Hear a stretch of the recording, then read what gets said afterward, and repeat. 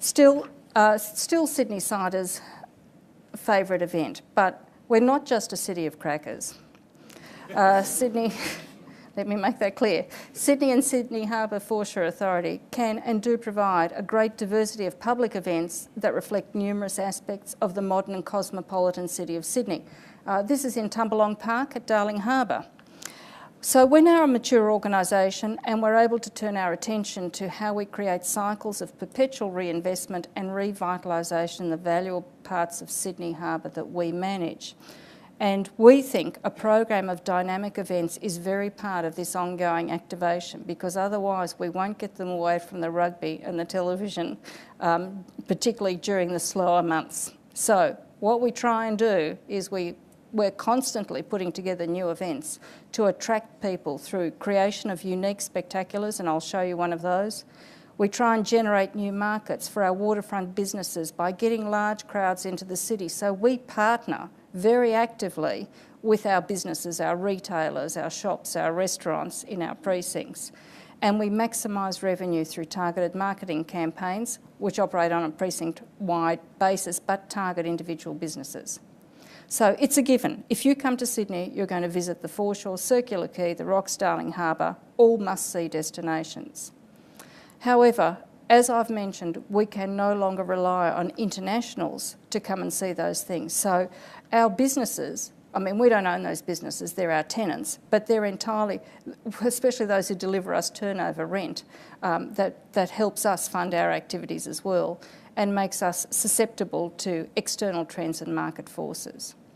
So I know that I've now mentioned the challenge of international tourism markets, and while I'm not familiar with what's happening in New Zealand, I'm sure it's the same.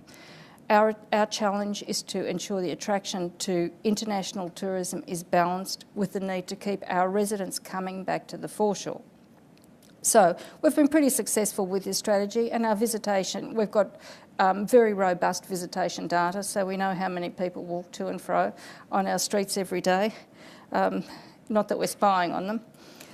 So 5 years ago, Sydneysiders were technically a minority amongst visitors to the Rocks. This year, they are projected to become a 2/3 majority, topping 66% of visitation. That's pretty exciting for us because it means our strategy is working. Our local visitation has steadily increased, and the age demographic has also shifted to include a range of younger age brackets.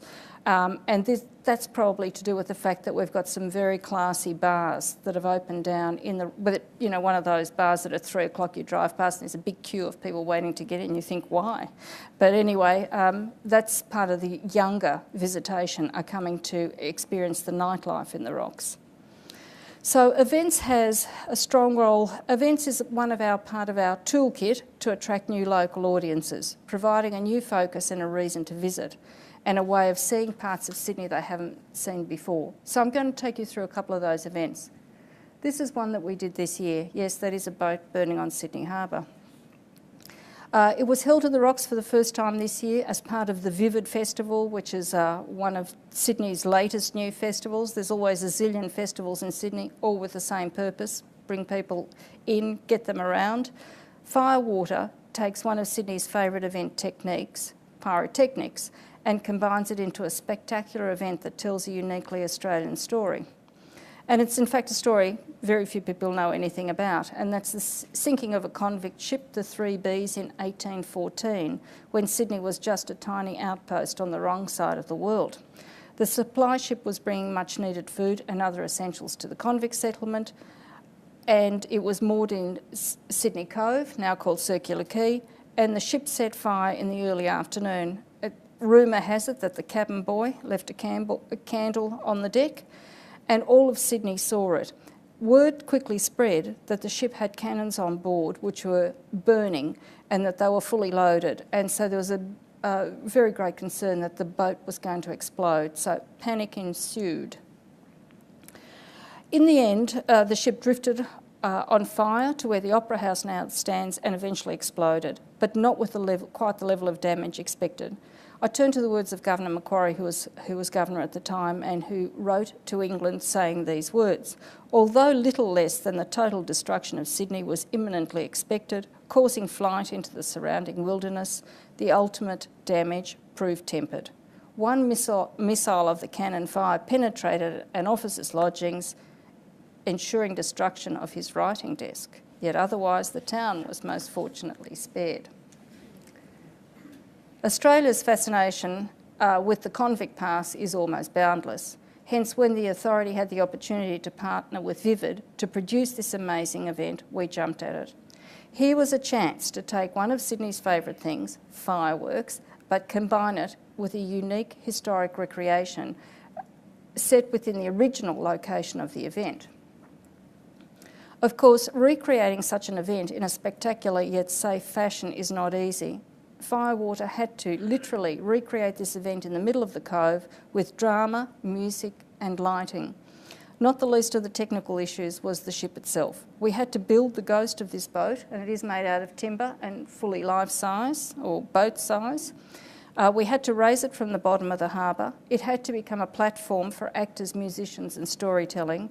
It had to become a launch for numerous fireworks, and it had to burn while firing pyrotechnics into the harbour and ultimately return to the bottom of the harbour. It had to do this 3 nights and 3 times a night.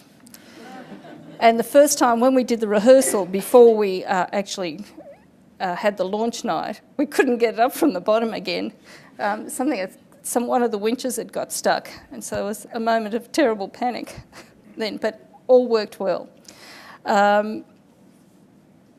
We thought it was going to join the actual 3Bs for a while there, but the show did go on and was successful beyond our expectations. And I mean, we just had an events guy who came up with this idea, and we all thought, what? Burn the boat? But anyway, we held our nerve, as they say. We went with it. And as striking visually, musically and dramatically as it was, the cultural context of contrasting this convict era story with the now bustling Pacific city around it made it real, thought-provoking and memorable for the hundreds of thousands of Sydney-siders who attended it.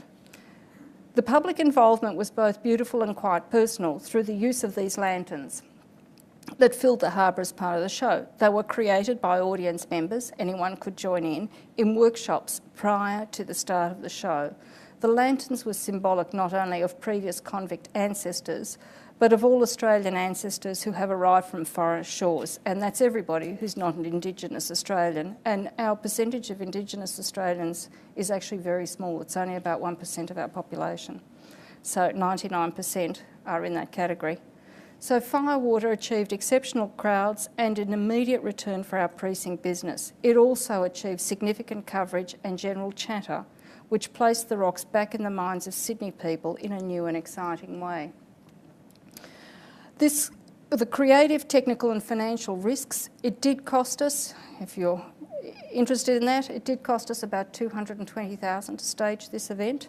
And of course, we don't get any direct returns from that event. The returns are generated by our businesses in terms of the capture of 100,000 people on the foreshore going to restaurants and bars afterwards. So there were quite a lot of risks in staging it, particularly when you stage something for the first time. About 100,000 people attended, and we predicted our turnover for our tenants was about $5 million on the event days. So even though it did carry certain risks and unknowns, this was about a 16-fold return to our tenants for every dollar that we invested in the event. And the fact that the event was created especially to create new interest during the quietest time of the year adds to the effectiveness of the return.